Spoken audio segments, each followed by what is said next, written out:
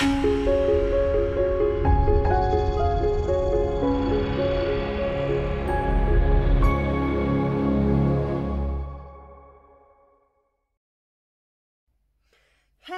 First, I want to wish you a super happy new year.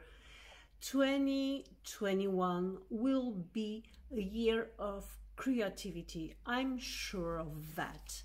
To start this year, I will not show you a special technique, a spectacular technique. I just want to play with sweet shapes, round shapes, to have something like a yug. So we will play with round shapes to create amazing but easy backgrounds. Naturally, this is the first part. You will have only backgrounds, and in the second part, Saturday, you will see what I will do with that. I wish you the best.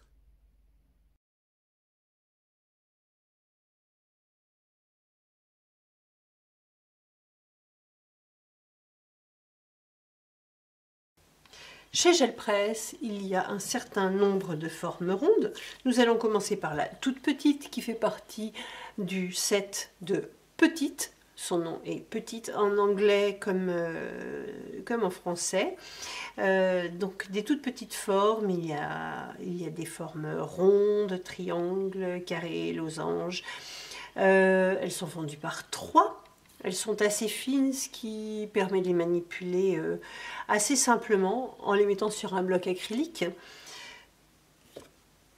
Nous avons celle-ci, 4 pouces,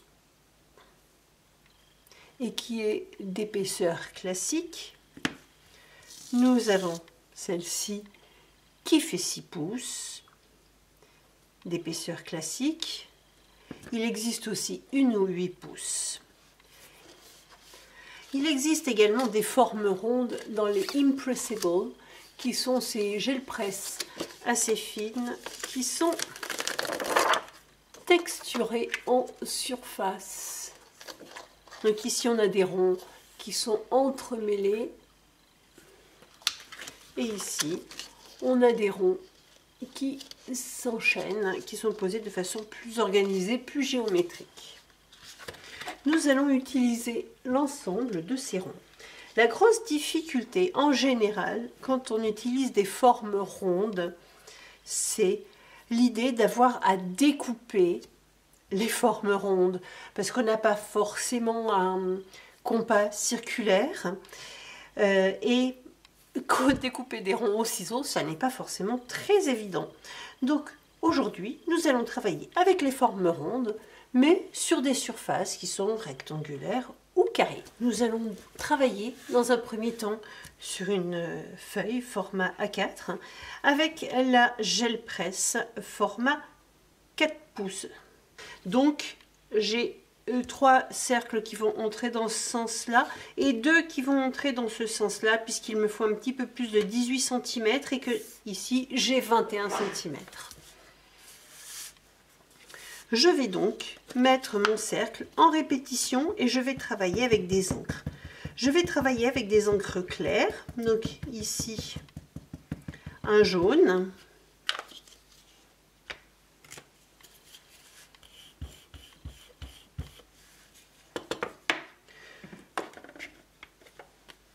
Et je vais y ajouter de la texture avec par exemple un petit peu de vert. Donc j'utilise ce art printing de Caramel Studio. Je vais d'abord l'imprimer dans ce sens-là, ça va me permettre de centrer le motif. Et ensuite, je vais le déposer bien au bord de chaque côté. Le plus difficile sera de bien positionner le premier. Voilà, mon premier est positionné et je vais en créer 2 autres.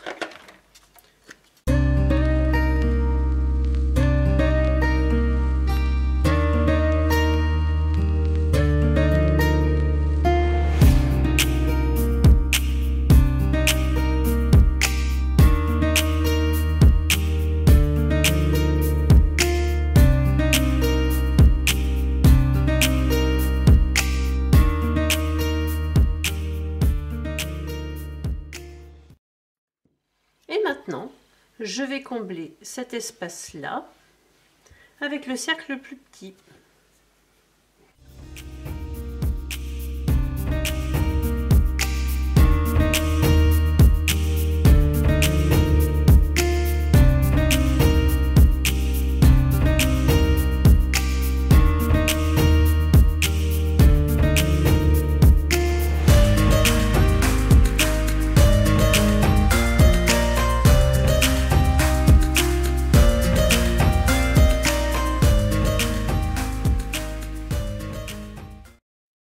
Et on pourrait presque de cette façon créer un imprimé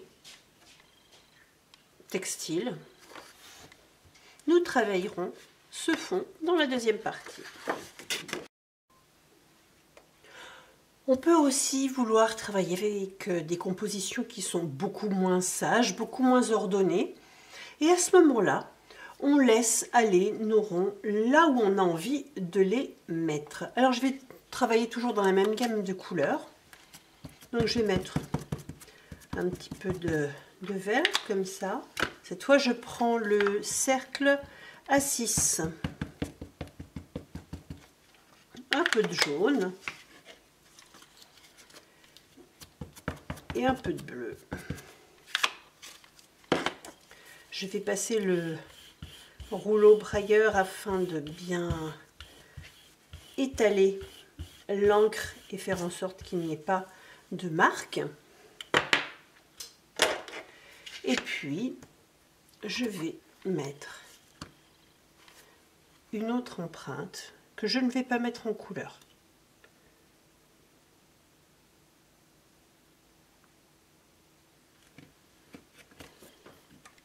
Le fait de travailler dans ce sens-là permet de pouvoir bien centrer son motif. Je vais mettre la partie la plus foncée, la plus éloignée de la zone qui restera la plus blanche, afin de pouvoir jouer les superpositions.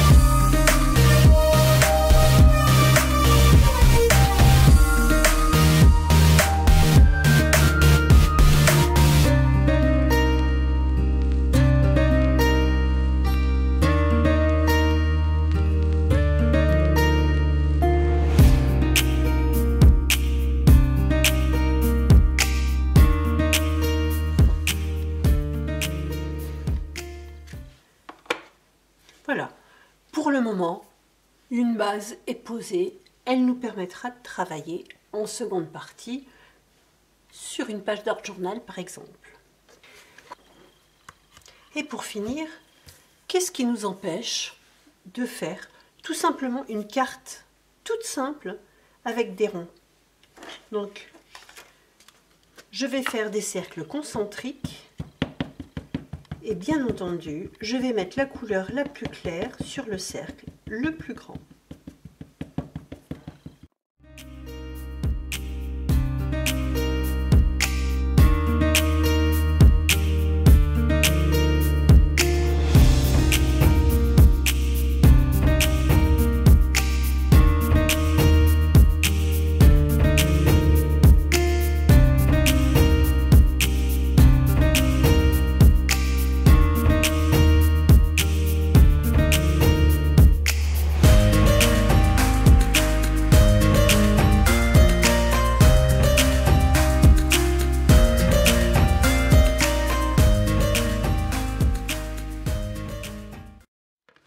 J'ai ainsi 3 cercles concentriques que je travaillerai dans la deuxième partie.